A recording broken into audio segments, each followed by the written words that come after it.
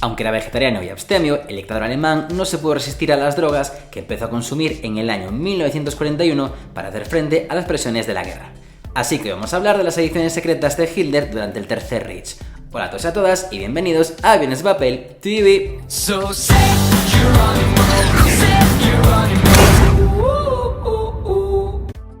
Como os estaba contando, la derrota de Alemania en 1914 sumió al país en una postración económica que llevó a muchos al consumo de drogas.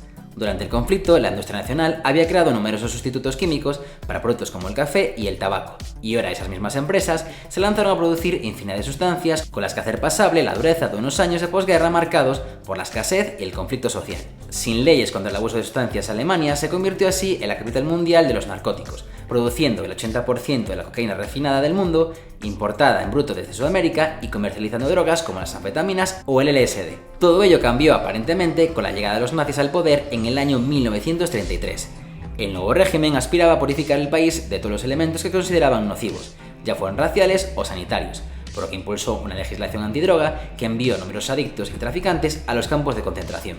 Aún así, el consumo de estupefacientes no desapareció por completo, sino que se hizo menos visible. Hay que tener en cuenta que algunos jerarcas nazis eran adictos en secretos, entre ellos Göring, el segundo hombre más importante del Reich, apodado Morin por su desmesurada afición a la morfina. La dictadura militarizó asimismo algunas drogas como la metanfetamina, para emplearlas en sus guerras de expansión, concentrada en pastillas llamadas pervitin o diluida en chocolatinas de tanque. Esta sustancia permitía a los soldados combatir durante días sin comer, dormir ni descansar, y fue esencial para los espectaculares éxitos de la Blitzkrieg durante las invasiones de Polonia y Francia. Esta actitud ambivalente llegó hasta el propio Führer, quien, aquejado por problemas estomacales, probó varios estimulantes en el año 1936, antes de ponerse en manos de Theodor Morell, un reputado médico de la clase alta berlinesa. El buen doctor era especialista en recetar esteroides y sustancias psicoactivas, de cosecha propia, extraídos de órganos animales, y logró aliviar a Hitler con un cóctel de vitaminas e inyecciones de glucosa. Al triunfar donde muchos otros habían fracasado,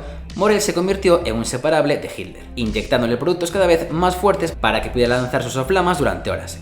Desde su puesto en la jerarquía, creó un imperio farmacéutico que se lucró con productos como la vitamultina, un falso complemento vitamínico que se popularizó gracias a Hitler y del que sus fábricas recibían pedidos de hasta 390 millones de dosis. Pero esas primeras sustancias no fueron suficientes para el dictador, quien a partir de 1941 necesitó algo más duro para sobrellevar los reveses sufridos en el frente. Anteponiendo el poder a la salud de su paciente, Theodor empezó a administrar varios esteroides y opiáceos, que completaba con hormonas extraídas de los genitales de cerdos y bueyes. Con semejante cóctel corriendo por sus venas, la actitud del Führer cambió por completo.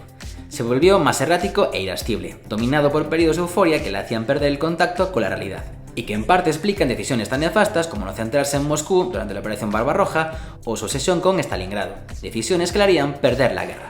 La normalización de estas drogas en el cuartel general amplió la cartera de clientes de Morell, quien expandió sus operaciones farmacéuticas a Ucrania, donde requisaba miles de órganos de animales de los mataderos, de los cuales extraían medicinas como el gliconor o la dolantina. Pero sería el leucodal la droga definitiva con la que conquistaría a un Führer cuyo cuerpo necesitaba más.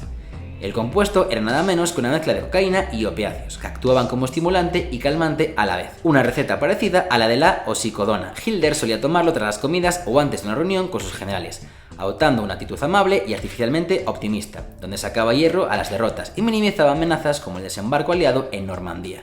A estos momentos de bienestar le seguía un bajón posterior en el que se hundía y era incapaz de reaccionar, lo que detenía la emisión de nuevas órdenes y congelaba las operaciones militares.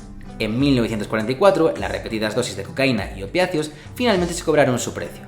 Cuando el leucodal dejó de hacerle efecto, recurrió a las anfetaminas, por lo que apenas podía sostener nada en las manos a causa de los temblores derivados de la degeneración de su sistema nervioso.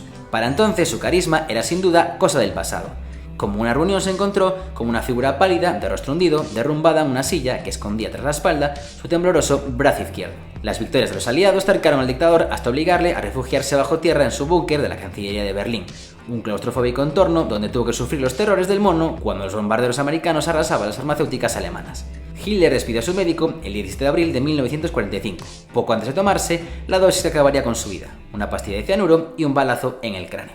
Tras el suicidio del Führer y la rendición de Alemania, Morell se refugió por un tiempo en Baviera, donde le siguió la pista un corresponsal de New York Times que publicó su truculenta historia.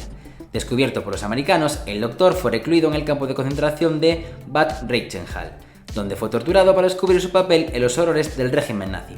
liberado en 1947 al no haber cometido ningún crimen de guerra, moriría de un infarto al cabo de un año. Y hasta aquí el vídeo de hoy. Nos vemos en el siguiente. Adiós.